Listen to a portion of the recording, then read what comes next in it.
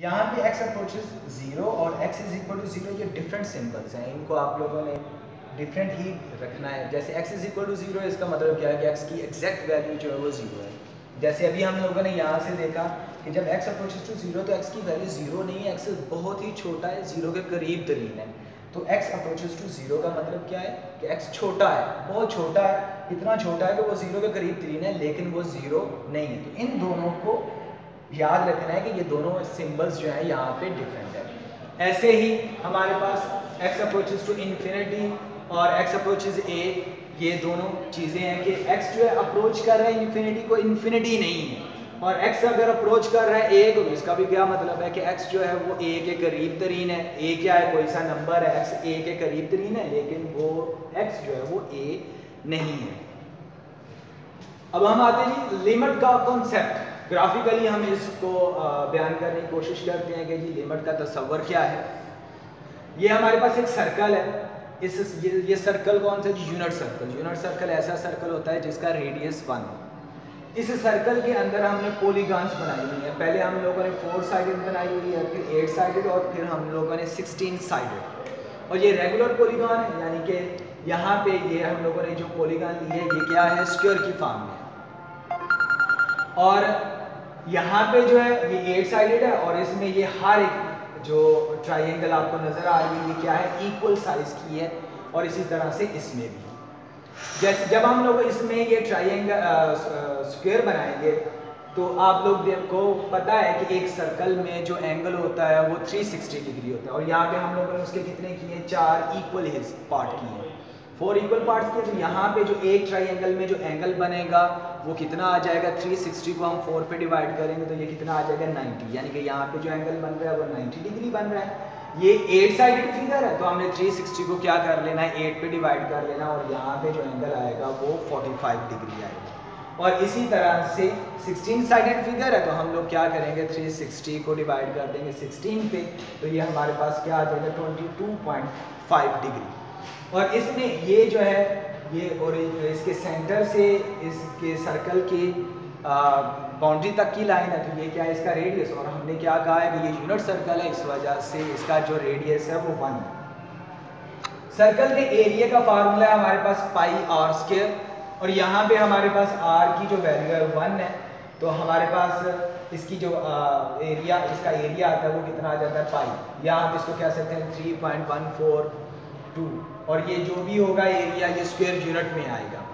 इसी तरह से हम लोग इनका जब एरिया, ये जो पॉलीगॉन्स है इनका एरिया फाइंड करना है तो उसके लिए हम क्या करेंगे कि ये जो एक ट्राइंगल है उसका एरिया फाइंड कर लेंगे। जब एक ट्राइंगल का एरिया आ जाएगा तो उस पूरी फिगर में जितनी ट्राइंगल्स बन रही होंगी उनको उससे मल्टीप्लाई कर देंगे तो उससे उसका एरिया निकल आएगा। जैसे ये हमारे पास स्क्वायर है तो इसमें ये जो पहली ट्राइंगल है हम इसका एरिया निकालते हैं। तो एरिया ऑफ ट्राइंगल का जो फार्मूला है वो हमारे पास है 1/2 AB sin थीटा, यानी कि जो भी उसकी दो साइड हैं उनको मल्टीप्लाई करके और जो हमारे पास उन दोनों के दरमियान, साइड्स के दरमियान जो एंगल बन रहा है उस पर साइन अप्लाई करके उनको आपस में मल्टीप्लाई करके आप 2 पे डिवाइड करेंगे तो उस ट्राइंगल का एरिया आ जाएगा। तो यहाँ पे हमारे पास a की वैल्यू है 1, b की वैल्यू है 1 और थीटा की वैल्यू जो है वो 90 डिग्री है। तो ये जो एक ट्राइंगल है उसका एरिया हमारे पास कितना आ गया, 1/2 स्क्वायर यूनिट। ये किसके लिए, ये जो स्क्वायर है ये उसके उस ट्राइंगल के लिए हम लोग बात कर रहे हैं। अब इस पूरे स्क्वायर का एरिया चाहिए तो इसमें कितनी ट्राइंगल्स बन रही हैं, 4 बन रही है। तो हम क्या करेंगे, एक ट्राइंगल के एरिया को 4 के साथ मल्टीप्लाई कर देंगे तो ये हमारे पास इस स्क्वायर का एरिया आ जाएगा। और इस स्क्वायर का एरिया कितना आ गया है हमारे पास, 2 आ गया।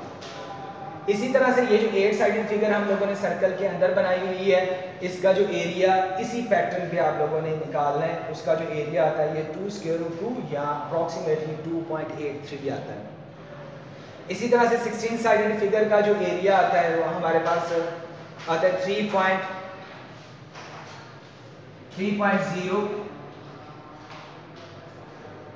शायद इतना तकरीबन आता है एरिया। और ये जो एरिया है ये क्या हो रहा है, बढ़ता जा रहा है। जैसे जैसे पहले हम लोगों ने 4 साइडेड फिगर ली है तो उसका एरिया हमारे पास 2 आया है, और जब हम लोगों ने इस फिगर को बढ़ा दिया तो इसका एरिया इंक्रीज कर दिया और 2.83 समथिंग आ गया। और जैसे हम लोगों ने ये 16 साइडेड फिगर ली है तो इसका एरिया जो 3 पॉइंट समथिंग आ गया। तो जैसे जैसे हम लोग सर्कल के अंदर पॉलीगॉन्स की नंबर ऑफ साइड्स को इंक्रीज कर रहे हैं तो एरिया भी जो है वो इंक्रीज हो रहा है। और यहाँ पे इसका एरिया ज़्यादा से ज़्यादा क्या हो जाएगा जब हम नंबर ऑफ साइड्स को जो है वो बहुत ही ज़्यादा कर देंगे, तो ज़्यादा से ज़्यादा क्या होगा, इस सर्कल के एरिया के बराबर हो जाएगा। क्यों? क्योंकि ये जो फिगर है, जो हम फिगर बना रहे हैं, ये इसी सर्कल के अंदर बना रहे हैं, इस सर्कल से ये बाहर नहीं निकलेंगी, तो इस वजह से इसका ज़्यादा से ज़्यादा एरिया क्या हो सकता है, ये सर्कल के एरिया के बराबर हो जाएगा। तो इसलिए यहाँ पे लिखा गया कि एरिया ऑफ इंस्क्राइब पॉलीगॉन, जो इसके अंदर पॉलीगॉन्स बन रही हैं, इनका जो एरिया ये अप्रोच कर रहा है कि इसको एरिया ऑफ सर्कल को, कब, जब हम इसकी नंबर ऑफ साइड्स को जो है वो बहुत ही ज़्यादा कर देंगे, यानी कि इसकी नंबर ऑफ साइड्स को इन्फिनिटी के करीब ले जाएंगे तो इनका जो एरिया है वो भी करीब तरीन चला जाएगा सर्कल के एरिया के। तो ये हमारे पास इसका लिमिट का कॉन्सेप्ट है कि इस पॉलीगॉन्स की आप नंबर ऑफ साइड्स को इंक्रीज कर रहे हैं तो जो इसकी हद है ये उसी के अंदर रहेगा, ज़्यादा से ज़्यादा क्या होगा, उसको ये अप्रोच कर जाएगा, लेकिन उससे बाहर नहीं बढ़ेगा क्योंकि वो इसकी लिमिट है। अब इसी चीज़ को हम न्यूमेरिकली करते हैं। यहाँ पे हमारे पास एक फंक्शन है f of x is equal to x cube, हम इसकी लिमिट एवेल्यूएट करने की कोशिश करते हैं एट x अप्रोचेस टू 2।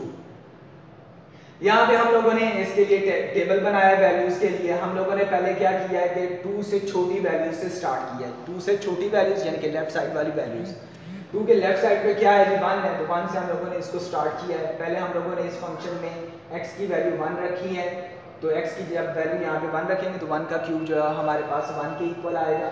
इसी तरह से हम लोगों ने 1.5 रखा है तो इसका आंसर है 3.375, 1.9 रखा है तो 6.86, इस तरह से इसका आंसर आ गया 1 पॉइंट। ये हम लोगों ने पॉइंट के बाद 49 लिखे हैं, 999, तो इसका आंसर जो 7.9988 आ गया, यानी कि इसका एरिया जो वो 8 की तरफ जा रहा है। अब हम लोगों ने राइट साइड से शुरू किया, राइट साइड पे 2 के राइट साइड पे जो है वो 3 है, तो 3 से हम लोगों ने स्टार्ट किया। 3 पे इसका आंसर 27 आ रहा है, 2.5 पे इसका आंसर जो है वो 15.625 आ रहा है। फिर हम लोगों ने 2.01 पुट किया तो इसका आंसर जो है वो 8.1206 आ रहा है, और इसी तरह से जब हम लोगों ने 2.001 पुट किया तो 8.0012 इसका आंसर आ रहा है।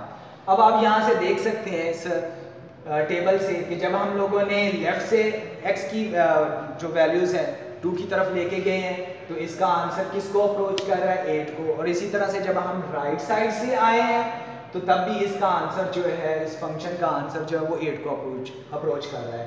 तो हम लिख सकते हैं कि जी f of x का जो आंसर है वो 8 आएगा जब x जो है वो अप्रोच करेगा 2 को। अब हम लोग इसी चीज़ को मद्देनजर रखते हुए लिमिट ऑफ ए फंक्शन की डेफिनेशन करते हैं कि लिमिट ऑफ ए फंक्शन असल में है क्या। Let of function f of x, जैसे यहाँ पे हम लोगों ने एक फंक्शन लिया था b defined in an open interval. Defined का मतलब क्या है कि उस पे उसकी वैल्यूज आनी चाहिए। ओपन इंटरवल यानी कि उसके करीब जो वैल्यूज हैं, जैसे हम लोगों ने यहाँ पे 2 लिया तो उसके करीब जो है जितनी भी वैल्यूज हैं उन पे उसका आंसर आया, ऐसा ना हो कि उसका आंसर ही ना आए। तो इसलिए यहाँ पे क्या लिखा गया है कि f of x क्या होना चाहिए, डिफाइंड होना चाहिए in an open interval near the number a, यानी कि जिस नंबर पे आप लोगों ने लिमिट निकालनी उसके गिर्द उसके आंसर आने चाहिए। जैसे हम लोगों ने यहाँ पे 2 पे लिमिट निकालनी थी तो इसके करीब तरीन जो वैल्यूज है उन सब पे इसका आंसर जो है वो आ रहा है। और ये जरूरी नहीं है कि वो उस a पे डिफाइंड हो। जैसे यहाँ पे हमने 2 डायरेक्ट पुट ही नहीं किया, हम लोगों ने क्या किया कि 2 के करीब तरीन वाली वैल्यूज पुट की है। तो यही याद रखना है कि ये आपने जिस नंबर पे उसकी लिमिट निकालनी है वो जरूरी नहीं है कि उस पे वो फंक्शन जो है वो डिफाइंड हो, उसके करीब तरीन जो है उन पे वो डिफाइंड होना चाहिए। अब if as x approaches a from both side left and right side of a, तो जब x अप्रोच करेगा, जैसे यहाँ पे हम लोगों ने लेफ्ट और राइट साइड से अप्रोच करवाया, तो वो क्या करे, f of x approaches a specific number l।